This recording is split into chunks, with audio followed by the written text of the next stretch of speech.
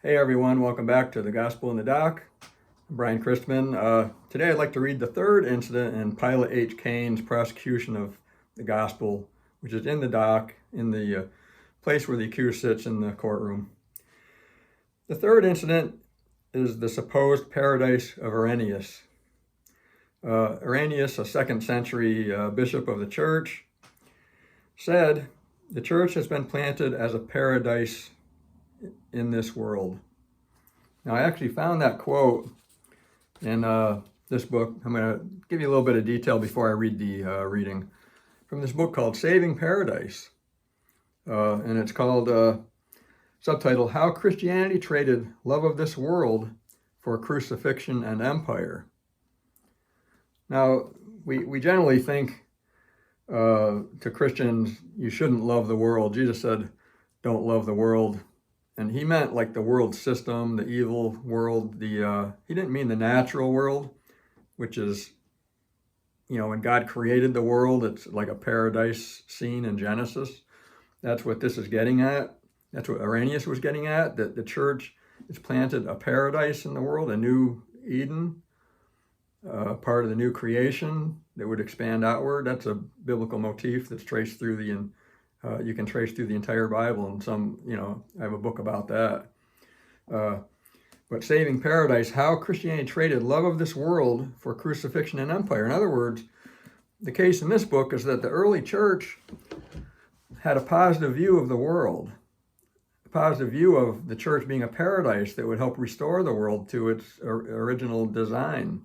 And they say Christianity traded that for crucifixion and empire. Now, I think they make a false dichotomy between crucifixion, and they don't see how the Christ and what he did and his crucifixion, even how that relates to the restoration of the world, even the natural world.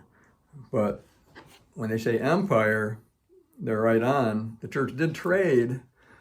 The story is Constantine saw a sign, a cross, and it said, and he read it or understood it as, by this sign conquer. A cross, like, by the sign conquer. Well, I think he got that all wrong, that a cross is not a weapon. A cross is something you die on. So for Christianity to conquer by the cross did not mean to go shed the blood of people, to go colonize the world and create an empire, a political military empire. And that's something my book very much gets into. I call it the gospel of war as the main alternative to the gospel of Jesus Christ. And I also get into in this reading a reference to silence by Endo in Japan. And I mentioned a swamp in the end where Japan, they saw the colonization. Here's a picture to give you the time frame. There's the missionary ship, coming with the gospel, the good news from far away. They should have beautiful feet, right?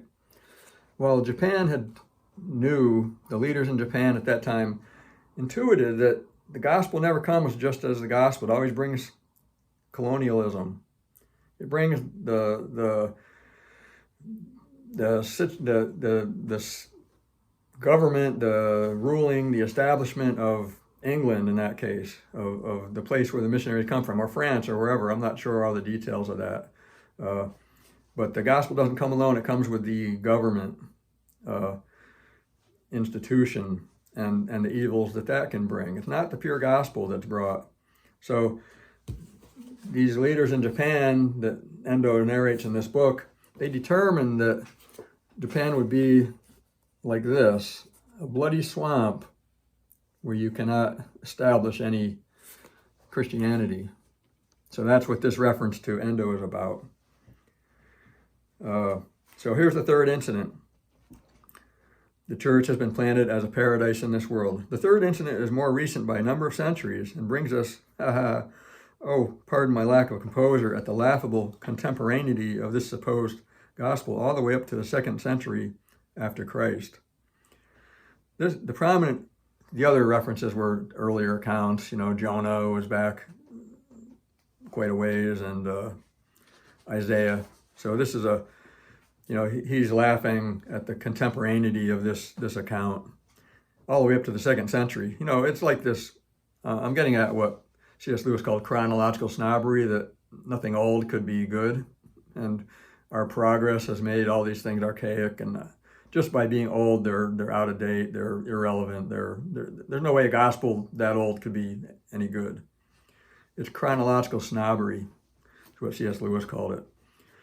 So this is Pilate H. Kane again, the prominent early church bishop named Iraneus declared that the church was planted as a paradise in the world. Whether some believed him at the time seems irrelevant, since it now seems glaringly obvious that the only reply to such an extravagant claim is that the church has manifestly been anything but a paradise in the world. Where is this paradise? Show it to us. That's all we ask. Some today, known as the new atheists, have now bravely declared themselves to be anti-theists, and have the courage to say that the world would become better become a paradise without the gospel, or any religion for that matter, where they're constantly disrupting the otherwise inevitable progress of humanity toward a real paradise.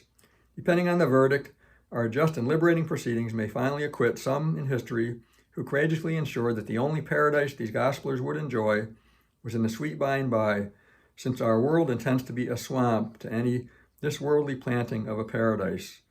That last couple of sentences were the reference to Endo, that some in history courageously ensured that they'd send these pesky gospelers to the paradise out of this world.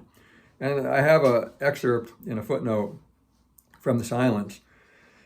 Why does the song of the exhausted Mokichi, bound to the stake, gnaw constantly at my heart? We're on our way, we're on our way, we're on our way to the temple of paradise. Father, you are not defeated by me. The Lord of Chikugo looked straight into the ashes of the brazier as he spoke. You were defeated by the swamp of Japan. So that's a lament of a Christian who's saying, you know, as he's watching someone at the stake and thinking of this song like a hymn, we're on our way, we're on our way, we're on our way to the temple of paradise. That was, you know, in verse, it's somehow sung. So he's lamenting, we're on our way to paradise, but, you know, we're bound at the stake, dying, burning. And the Lord of Japan here, this region, Chikugo, looks and says, you were defeated by the swamp of Japan, that they designed. This paradise you're bringing doesn't look like paradise to us. We're going to make it a swamp. So that's the task of the gospel in the dock. The gospel is in the dock because it has looked like an evil, anything but a paradise coming to this world. That's still the case.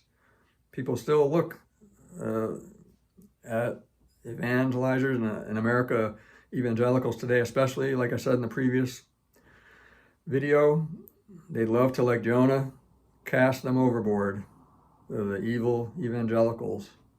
And I'm not saying there has been no evil there. There has been evil. It's come out of the closet, and it caused a lot of problems, people deconstructing from the faith. And I get into all this in the book, and you could say the gospel in the dock is, in a sense, could be subtitled How to Deconstruct Your Faith Without Losing Your Faith. So with that in mind, thanks for stopping in. I hope this has been instructive and interesting, enlightening. Just a picture, a snapshot of some of the things I get into in the book that I hope you'll want to continue reading. If you don't have the book, I hope you'll get the book. And you'll certainly get much more out of it when you see the arguments developed and have them to refer to, for if your memory's like mine, I can't remember anything. So at any rate, thanks once again for stopping by.